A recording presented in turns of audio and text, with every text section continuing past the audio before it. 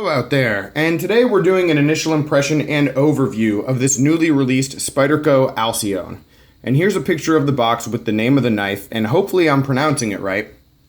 But the Alcyone is named after a star system, which makes sense because this knife has an older brother, the Polestar, which is also named after a star. So we're keeping the whole family named after stars. And if you have any more interest in the name of the knife, let's take a look at the literature right here. It says Alcyone is a brilliant multiple star system in the constellation of Taurus. And also interesting down here, like its namesake, the Spyderco Alcyone was specifically created to shine brightly above its peers. Interesting. We'll see if it does. And today's video is going to be just an overview, going to hit some specs and talk about some comparisons and some of the good qualities and opportunities with the knife, sure. But I don't think I'm going to be doing a full review of this knife at any point. I already have done a review on the Polestar, just very similar in this family. So again, I just want to hit on some things today and then also talk about the budget, quote unquote, aspect of this knife. And I'll do that at the end. All right, and I will also link to the Polestar review down below. So if you want to check that out and get an idea of my feelings on the rest of the line, please do. All right, but looking at this knife and just the general size of it, what we have is a smaller version of that Polestar with a 2.75 inch cutting edge. And if you take a look at other knives that have similar blade lengths, here is the Kershaw Leek, a little bit thinner, and then also the Mini Griptilian, also a more streamlined knife than the Alcyone. And so what that is going to do is it's going to mean that the Alcyone will weigh a little bit more than those two knives. You know, those other two were both under 3 ounces, pretty darn light knives. This one right here, you can see 3.31. Still not by any means a heavy knife. And I think the trade-off, when you add the extra weight, what you get, just more knife, more blade, more handle, makes it a lot more of an ergonomic knife. So just a really good design, a design that I like a lot because it is really similar to a lot of other great Spyderco designs. And let's bring those in. I don't actually have the Polestar anymore. It would make a lot of sense to do a review of the Alcyone with the Polestar here, but it is gone. But what I do have is the knife that the Polestar was based off of, the Bird Raven 2, also in CTS BD1.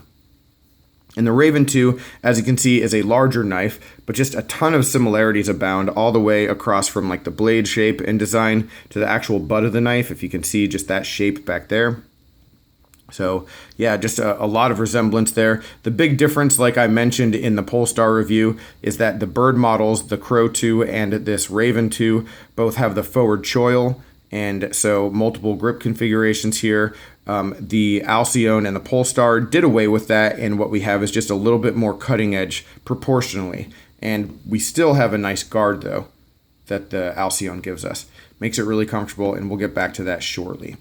But CTS BD1 is our blade steel, and that is a nice one, a really good user steel, an American-made steel by Carpenter that Spyderco ships over to the Chinese factory in order for them to produce the knife. And another knife that it looks a whole lot like is this Persistence, also produced in the Chinese factory. So again, blade shapes are really similar here. Overall size and design is similar. But the big difference between these two is, of course, the HCR 13 MOV versus BD1, and then also the G10 quality and construction is very different as well. We're about to get into that, but I want to touch on BD1 for just one more minute.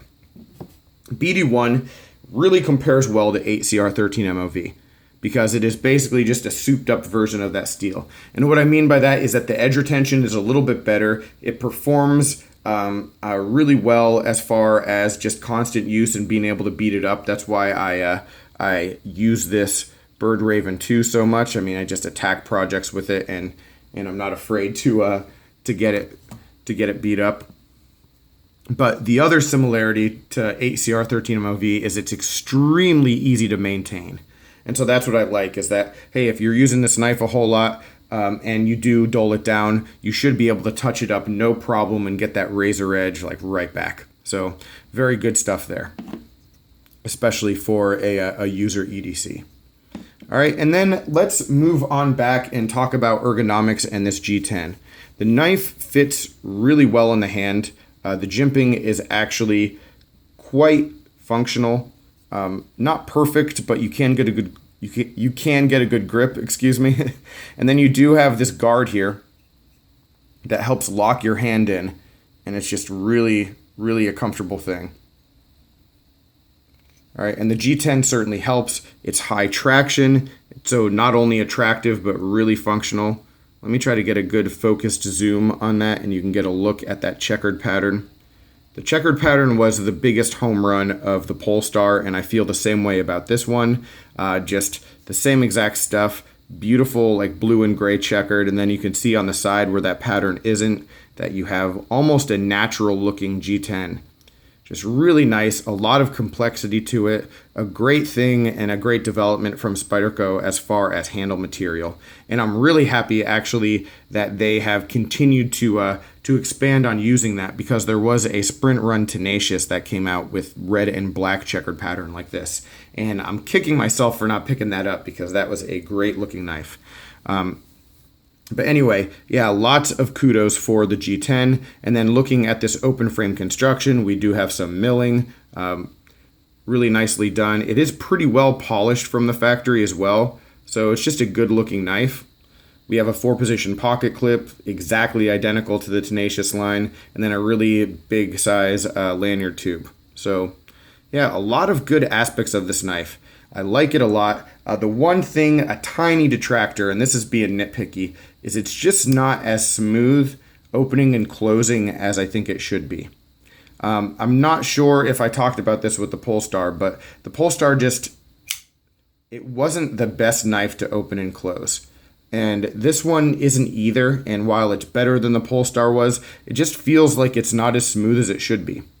Can't really tell you why. Sorry, I'm bumping the camera around. But you can see, I mean, the washers are the washers that we want. They're bronze, so it should be pretty smooth, and there's no specific friction. You know, there's nothing like gunking it up, causing it to be not as smooth as I want it to be, but it just isn't. So something to keep in mind. Again, functionally, that's just fine. No issue, but it just isn't as smooth as, say, the knives in the Tenacious line. All right, so now that we touched on all that stuff, and you can probably tell that just as a knife goes, I will recommend this one. I like it a lot for EDC. I think that this is going to see a whole lot more pocket time than the Polestar did, just because of its size and how it's a lot more agreeable with the types of knives that I would generally prefer to carry. But now that we've gone through all that, and you can get my recommendation just for the design itself, let's talk about the price point and the budget aspect of this knife, because that's sort of where this confuses me. First of all, this is part of Spyderco's quote-unquote economy line. All right, so this is the U.S. made steel that is produced in China, and it should be more of a budget knife than their other stuff. But this costs $57. So $57 for me is certainly not a budget knife. And it never will be. You know, I collected knives for a long time before I had a knife that cost even remotely that much. You know, I went for 2 or 3 years before I got this knife, this Leek, which I think I paid $55 for, and it was the most expensive knife in my collection for a long time. So that's how it was. And I don't think that I'll ever consider $57 to be a budget knife. It just isn't. You know, the budget knife video that I did about a month ago, the cap for how much a knife could cost, I think, was $30. To me, that's a budget knife. So while it is more affordable than a lot of other things out there, it's not a cheap knife. And I actually saw Spyderco Delicas on Amazon, the gray one, Delica 4, for $55 the other day. So, I mean, I don't consider the Delica a budget knife, and even though the actual retail price of a Delica I think is $68, you know, you can find it for cheaper. That's not a budget knife. So I don't consider this to be one. And I guess the real question that I have then is, if we're not able to keep the price really down, really down, like let's say in the $40 range, because BD1 and this quality of G10 would be a huge home run at the $40 range. And the persistence here in the $30 to $35 range, you can see the definite upgrade. And this is certainly 100% a better knife than the persistence. No doubt in my mind about that.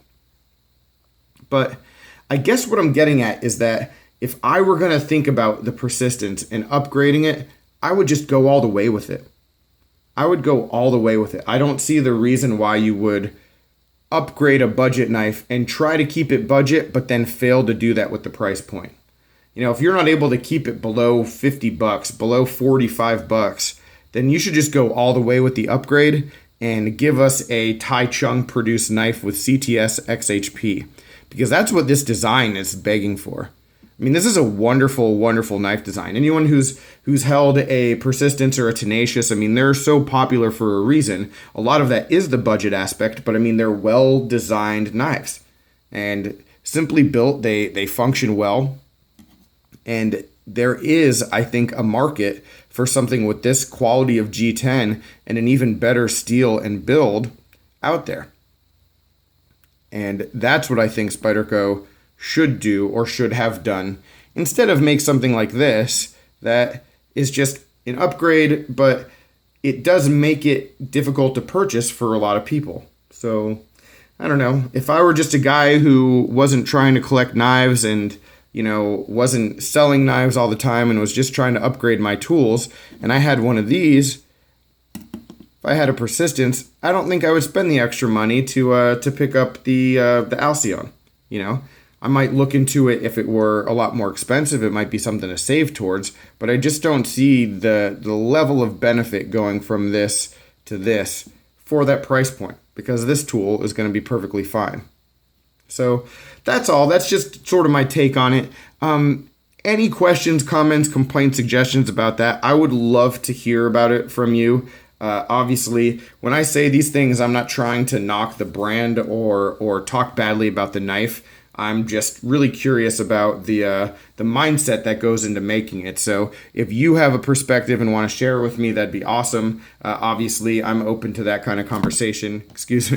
That kind of conversation down below. So yeah, hit me up with your thoughts. If you agree, disagree, I would love to hear what your take is on this knife, especially at this price point.